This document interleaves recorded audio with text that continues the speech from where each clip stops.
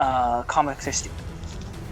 No Harry Potter movie is good. And you're like, give me the Snyder Cut. Oh, sorry, just walk in front of you here. Gonna put my popcorn down. Oh, sorry, gotta put this here. Universal needs to sue Sony. Hey, I'm an idiot. I was fired from Fox. Let me go. I'd like actually to see Venom just crush Spider-Man. Hello everyone, so I'm back today, and today I'm going to be talking about something which is quite interesting, and it has to do with Trolls, and Trolls 2 specifically, and how that movie and the money it has made thus far actually shows, I think, the future of direct-to-video and streaming service streaming. And I think it's a very important thing to look at these numbers and analyze these numbers, because these numbers, I think, are a very good indicator, and there will be some other indicators we'll talk about later. But in terms of the future movies, especially with this, with all the theaters being closed, and a lot of them saying, despite the fact that some states such as Texas will reopen, that theaters will not immediately reopen. And so let's talk about the implications of this. So we now know that Trolls World Tour, the second Trolls movie, which was released directly onto video on demand, has made, in the 3 weeks it's been on video on demand, made 95 million domestic and on VOD sales, so video on demand sales. And so this is a very interesting thing, because although this doesn't seem like a lot of money, if you look at the way the division of profits is done, because as you know, when it comes to movie theaters, the movie theater takes 50% and the studio takes 50% when it comes to ticket sales and that kind of revenue.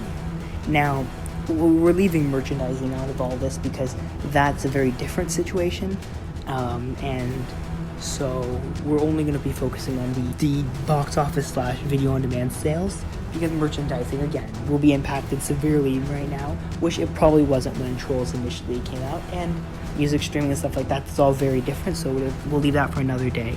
But Trolls 2 has made 95 million. Now, the first Trolls, in its entire theatrical domestic release, and again, we're only talking about domestic here because in terms of the divisions, foreign's completely different and it's a lot harder. So we're talking about America, kind of North America domestic. So it has only, so Trolls in the 5 months, the initial one, in the 5-month theatrical release window, made 153 million domestically.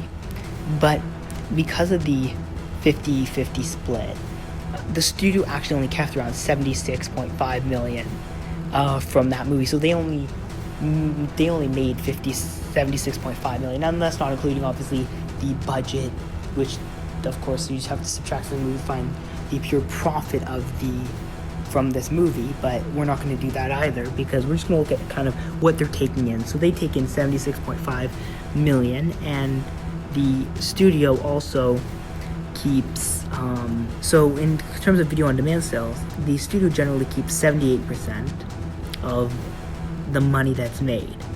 So this means that you have a movie like Trolls, which only makes 95 million, but if you take 78% of that, you actually get 71.25 million approximately, which was kept by the studio.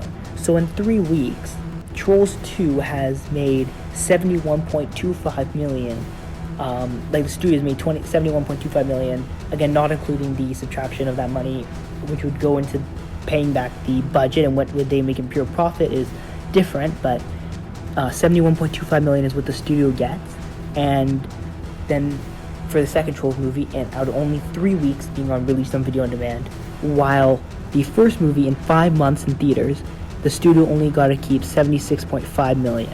So it just shows that this movie has been far more successful than the first one in theaters. So it does make you wonder kind of the future of video on demand and how that'll work, because video on demand is, of course, something which you're going to see, and I think it will really depend on these next few kind of months, because you do see Artemis Fowl, which will be going to Disney Plus, and those numbers will be interesting when we get the Onward numbers as well, if Disney discloses those, for how popular Onward was on Disney Plus, because that was almost a direct to streaming release. Extraction will be another one which will be interesting because that's obviously a Netflix movie which was never made to come out in theaters, but it's a movie which will still, I think the numbers will be quite interesting. And you also have Scoop, which is the Warner Bros. Scooby-Doo animated movie, which will be releasing, I believe, in May or June on video on demand. And those numbers will also be key because if studios find maybe that, whether it's on Disney Plus for, something like Artemis Fowl, you could see a lot more movies going that way to make space for bigger blockbusters in theaters. Because yes, at the end of the day, I don't think you're going to have like a movie like a big, huge Marvel movie on Disney Plus. But, there's things like Jungle Cruise, which I've been saying for a long time. It'd just be smart for Disney to move to Disney Plus because they need those spaces for theatrical releases, and you could end up getting a very 50-50 split between both theatrical and video on demand / streaming releases because they're very profitable, especially for smaller movies, which you can make then more profit off that than you would if you put them in theaters. And even especially you talk about kids movies like Trolls, and I've seen Trolls 2 and I have not liked it, as you know if you follow the podcast. And so I didn't like that movie at all, but it made money, so it could be potentially the future of video on demand. So let me know what you think about this down below. Don't forget to like, subscribe, comment, share your thoughts, follow us on social media, and of course, see you next time. Bye.